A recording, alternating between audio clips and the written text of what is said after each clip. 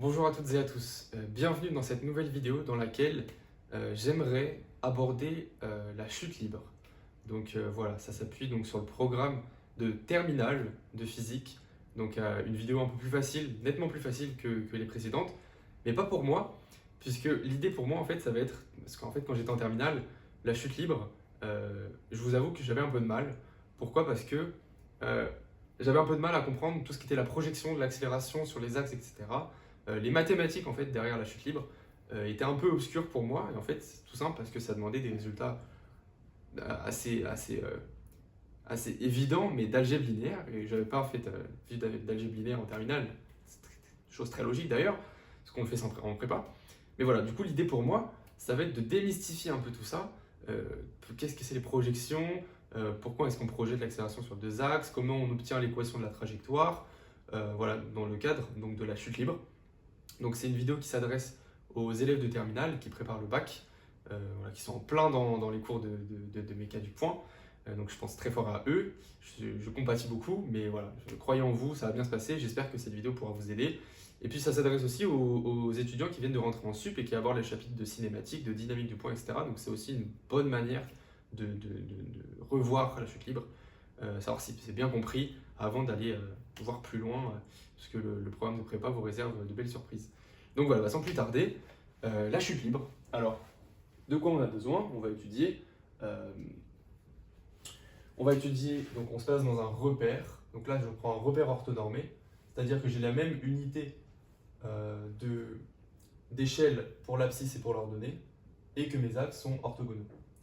Et que là, mon vecteur unitaire, je le prends de norme égale à 1.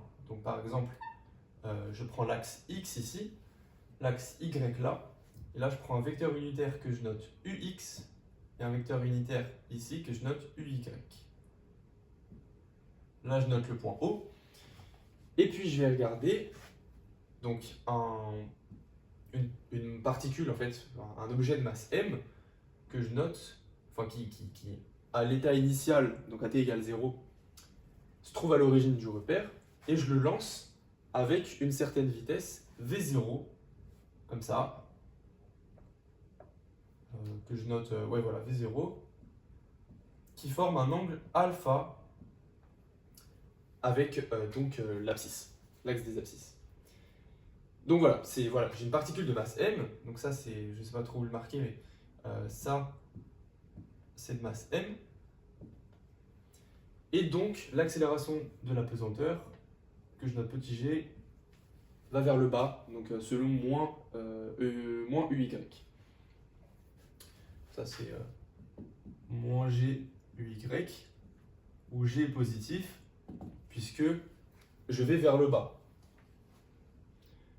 Ok, alors maintenant, comment obtenir déjà les équations horaires vérifiées donc par les coordonnées x et y du point?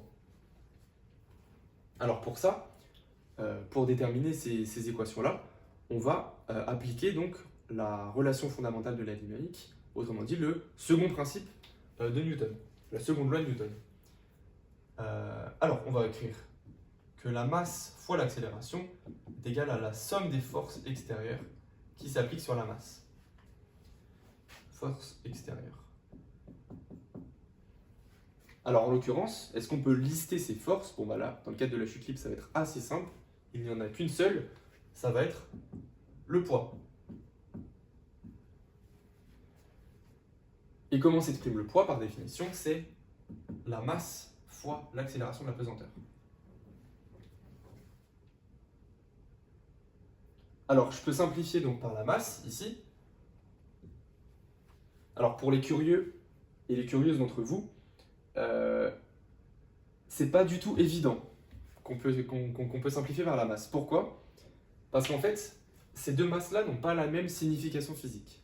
Là, on a la masse inertielle, c'est autrement dit la propension d'un corps à s'opposer à une force à laquelle on lui applique, la force qu'on lui applique. Et là, on a la masse grave, donc c'est-à-dire vraiment la quantification de à quel point je réagis au champ gravitationnel dans lequel je suis. A priori, elles n'ont pas du tout la même signification physique, mais en fait, il y a un principe dû à Einstein qui s'appelle le principe d'équivalence qui dit que la masse inerte et la masse grave sont égales. Voilà, donc c'est pour ça que je me permets de simplifier. Souvent on passe ça sous le silence, très justement d'ailleurs parce que ça n'a rien à faire dans le programme de terminale, mais c'est intéressant de savoir que c'est pas du tout immédiat qu'on puisse simplifier par les masses. Bon, admettons qu'on puisse le faire, d'après le principe d'équivalence, et je vous déconseille de noter sur une copie. Hein. Vous simplifiez et basta. Bref, une fois qu'on a simplifié, on a A égale à G. Autrement dit, l'accélération de ma masse, c'est tout à fait égal à l'accélération de la pesanteur. Ok, et là, c'est là où on va devoir... Donc là, on a une équation vectorielle, et maintenant, on va devoir trouver une équation sur les composantes. Alors, deux choses. D'une part, on a les composantes de l'accélération.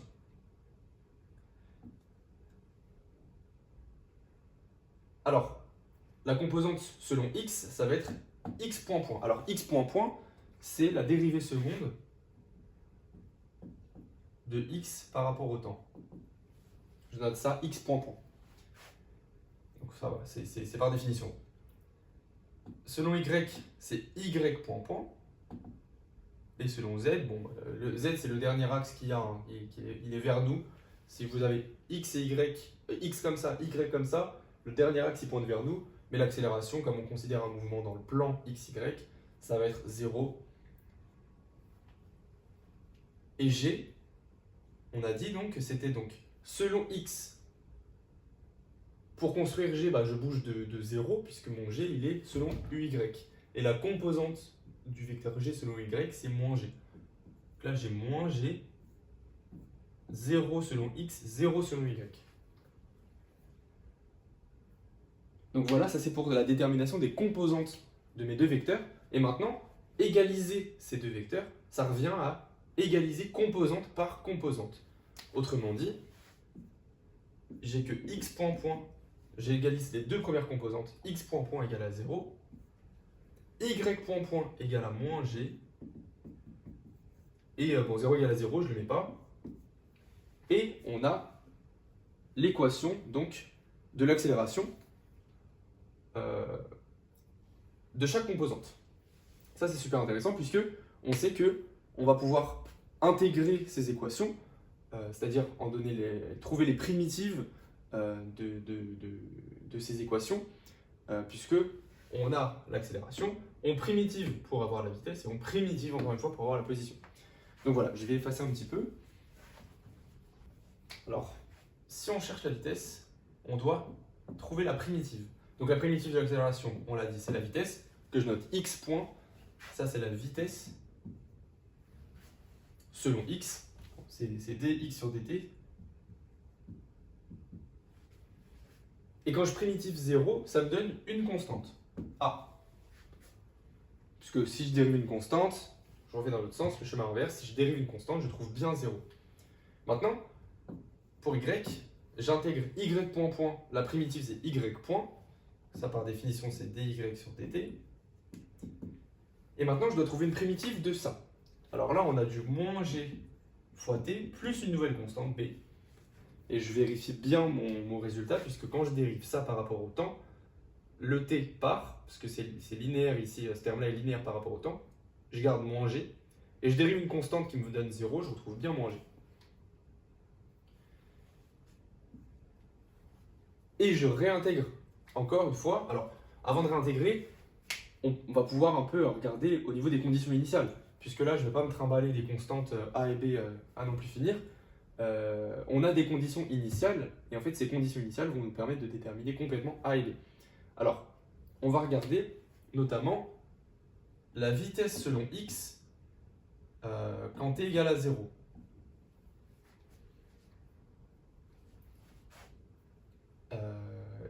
Et la vitesse selon y quand t égale à 0. Voilà. Alors ça, on va pouvoir directement le lire sur notre schéma. Pourquoi? Parce qu'en fait, on sait que le vecteur vitesse, donc qui est formé des composantes x point et y point, et là on a 0, mais bon, je vais garder juste x point, y point, ce vecteur-là, à t égale à 0, ça c'est à un instant t quelconque, hein, à un instant t, c'est ça, à l'instant t égale à 0, étant donné que j'ai défini mon système comme ça, c'est V0. C'est vraiment la vitesse initiale de ma particule de masse m. Et maintenant, pour trouver les composantes, et ça c'est x point donc à t égale à 0, y point à t égale à 0.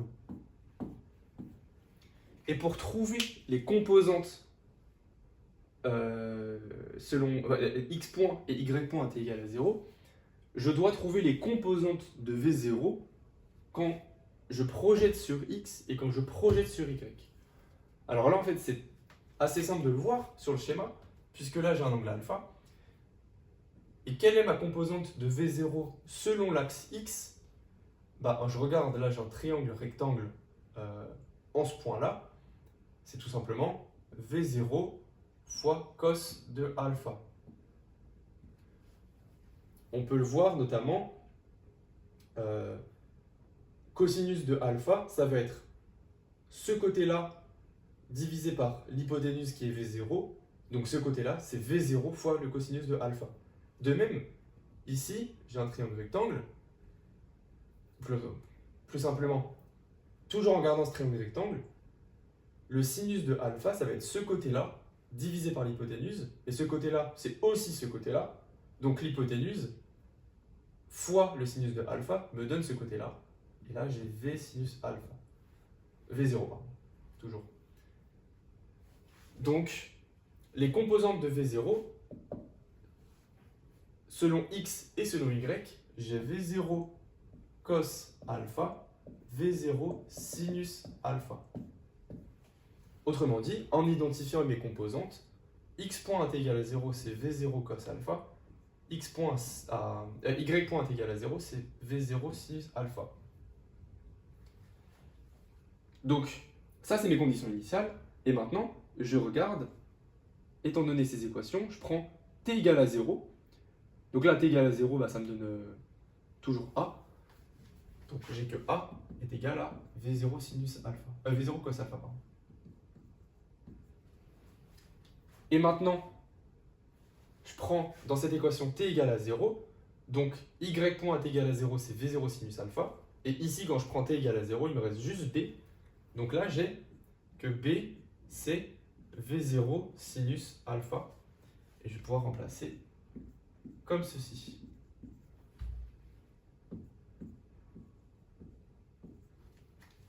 Ça, c'était pour donc les conditions initiales qui portent sur la vitesse. Je peux réintégrer donc une dernière fois pour obtenir mes équations horaires, donc x en fonction du temps, y en fonction du temps. Donc si j'intègre ça, si je dois trouver une primitive de ça par rapport au temps, j'ai V0 cos alpha fois t, plus une constante. Et là, j'ai une primitive de ça va être donnée par moins g t carré sur 2, puisque quand je dérive ceci, le 2 descend, qui simplifie avec le 2, il me reste moins gt, plus V0 sinus alpha fois t. Pareil, là c'est linéaire par rapport au temps, quand je dérive, il me reste juste V0 sinus alpha, plus, encore une fois, une constante. Mais étant donné ma condition initiale, qui est que à l'instant initial, la position, les deux coordonnées valent 0, j'ai que c égale à 0 et d égale à 0. Et voilà mes équations horaires.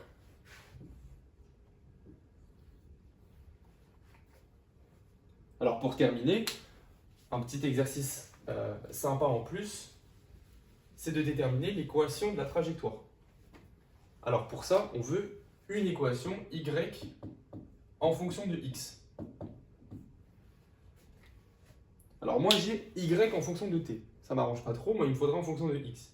Mais là, avec cette première équation, je peux exprimer t en fonction de x. En fait, j'ai que t, si j'utilise cette première équation, c'est x sur V0 cosinus alpha. Et maintenant, j'ai juste à remplacer t par cette expression-là dans la deuxième équation. Ainsi, j'ai que y pardon, en fonction de x, ça va être moins g sur 2 fois x v0 cos alpha, le tout au carré, plus v0 sin alpha, v0 cos alpha fois x. Là, j'ai remplacé juste t par cette expression-là dans la deuxième équation, dans l'équation horaire portant sur y. Et en simplifiant un peu toutes les expressions qu'on a, on va avoir donc moins g sur 2 v0 carré cos carré alpha x carré plus v0, alors les v0 simplifient, et il me reste tangente alpha fois x. Tangente, c'est sinus sur cosinus. Et voilà l'équation de la trajectoire de ma particule. Alors, je peux dessiner ce que ça vaut. Je peux dessiner la trajectoire de cette particule. Je vais garder les informations essentielles. Voilà.